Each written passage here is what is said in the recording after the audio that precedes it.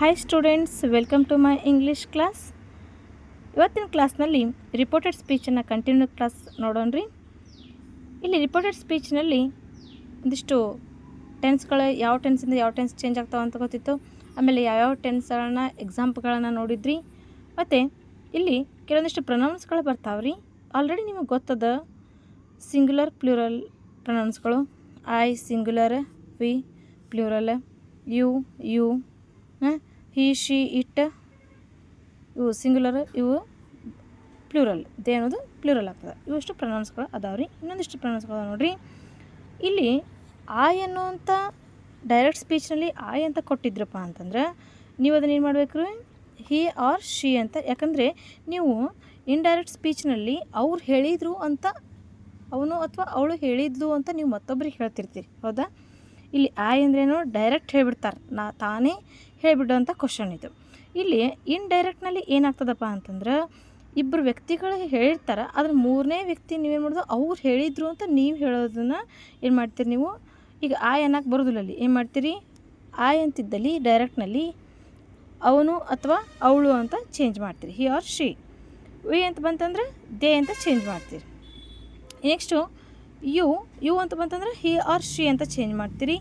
Mai ಅಂತ ಬಂತಂದ್ರೆ he's or her ಅಂತ ಚೇಂಜ್ ಮಾಡ್ತೀರಿ. ನೆಕ್ಸ್ಟು ಅಸ್ ಅಂತಂದ್ರೆ ದೆಮ್ ಅಂತ ಚೇಂಜ್ ಮಾಡ್ತೀರಿ. ಅವರ್ ಅಂತಂದ್ರೆ ದೇರ್ ಚೇಂಜ್ ಮಾಡಬೇಕು. ಡೈರೆಕ್ಟ್ನಲ್ಲಿ ಅವರ್ ಅಂತ ಇತ್ತಂತಂದ್ರೆ ಇನ್ಡೈರೆಕ್ಟ್ನಲ್ಲಿ ದೇರ್ ಅಂತ ಚೇಂಜ್ ಮಾಡಬೇಕು. ನೆಕ್ಸ್ಟು ಮೈ ಸೆಲ್ಫ್ ಅಂತ ಇತ್ತಂದ್ರೆ ಮೈ ಸೆಲ್ಫ್ ಅಂತ ಅವ್ರು ಹೇಳ್ತಾರೆ, ಏನು ಡೈರೆಕ್ಟ್ ಸ್ಪೀಚ್ನಲ್ಲಿ ಮೈ ಸೆಲ್ಫ್ ಅಂತ ಹೇಳ್ತಾರೆ. ಅದನ್ನು ನೀವೇನು ಮಾಡಬೇಕು, himself or herself. ಅಲ್ಲೇನಂದ್ರೆ ಹುಡುಗ ಹೆಸರು ಇತ್ತಂತಂದ್ರೆ ಹಿಮ್ಸೆಲ್ಫ್ ಅಂತ ಹೇಳ್ತೀರಿ, ಅಥವಾ ಹುಡುಗಿ ಹೆಸರು ಇತ್ತಂದ್ರೆ ಏನು ಮಾಡ್ತೀರಿ ನೀವು, ಶಿ ಅಂತ ಅಥವಾ ಹರ್ ಸೆಲ್ಫ್ ಅಂತ ಹೇಳ್ತೀರಿ. ಇನ್ನು ಅವರ್ ಸೆಲ್ಫ್ ಇದ್ದಿದ್ದನ್ನು ದೆಮ್ ಸೆಲ್ಫ್ ಅಂತ ಚೇಂಜ್ ಮಾಡ್ತೀರಿ. ದೀಸ್ ಇದ್ದಿದ್ದನ್ನು ದೋಸ್ ಅಂತ ಚೇಂಜ್ ಮಾಡ್ತೀರಿ. ಒಂದು ವೇಳೆ ಕೊಟ್ಟಿರೋಂಥ ಡೈರೆಕ್ಟ್ ಸ್ಪೀಚ್ನಲ್ಲಿ ದಿಸ್ ಇತ್ತಪ್ಪ ಅಂತಂದ್ರೆ ಏನು ಮಾಡ್ತೀರಿ ನೀವು, ಅದನ್ನು ದ್ಯಾಟ್ ಆಗಿ ಚೇಂಜ್ ಮಾಡ್ತಾ ಹೋಗ್ತೀರಿ. ಮೀ ಇತ್ತಂದ್ರೆ ಮೀ ಅಂತ ನಾನು ಅಂತ ಹೇಳ್ತಾರೆ, ಮೀ ಅಂತ ಇತ್ತಂದ್ರೆ ಹಿಮ್ ಆರ್ ಹರ್ ಅಂತ ಚೇಂಜ್ ಮಾಡಿರಿ. ನೆಕ್ಸ್ಟು ಯುವರ್ ಇತ್ತಂತಂದ್ರೆ ಹೀಸ್ ಆರ್ ಹರ್ ಅಂತ ಚೇಂಜ್ ಮಾಡಿರಿ. ಒಂದು ವೇಳೆ ಡೈರೆಕ್ಟ್ ಸ್ಪೀಚ್ನಲ್ಲಿ ದ್ಯಾಟ್ ಅಂತ ಇತ್ತಂದ್ರೆ, ಇವಾಗ ದ್ಯಾಟ್ ಅಂತ ಕೊಟ್ಟಿದ್ರಪ್ಪ ಅಂತಂದ್ರೆ ನೀವೇನು ಮಾಡಬೇಕು, ಏನೂ ಚೇಂಜ್ ಮಾಡೋಕ್ಕೆ ಹೋಗ್ಬೇಡ್ರಿ.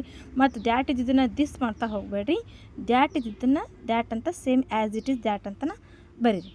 ಇನ್ನು ಡೈರೆಕ್ಟ್ ಸ್ಪೀಚ್ನಲ್ಲಿ ದೋಸ್ ಅಂತ ಇತ್ತಂದ್ರೆ ನೀವು ಕೂಡ ಏನು ಮಾಡಿಬಿಡ್ರಿ, ಅದನ್ನು ಮತ್ತು ಚೇಂಜ್ ಮಾಡೋಕೆ ಹೋಗ್ಬೇಡ್ರಿ, ದೇರ್ ಅಂತ ಬರೆಯೋಕೆ ಹೋಗ್ಬೇಡ್ರಿ. ದೋಸ್ ಇದನ್ನು ದೋಸ್ ಅಂತಲೇ ಬರೀರಿ.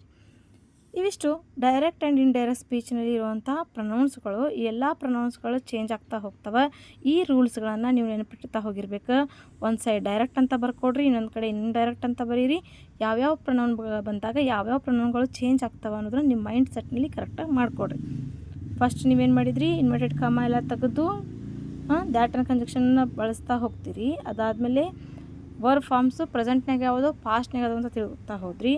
ಆಮೇಲೆ ಟೆನ್ಸ್ಗಳನ್ನ ಚೇಂಜ್ ಮಾಡ್ತಾ ಹೋಗಬೇಕು. ಇನ್ನು ನೆಕ್ಸ್ಟು ಇದರಲ್ಲಿ ಪ್ರೊನೌನ್ಸ್ಗಳು ಚೇಂಜ್ ಮಾಡ್ತಾ ಹೋದ್ರಿ.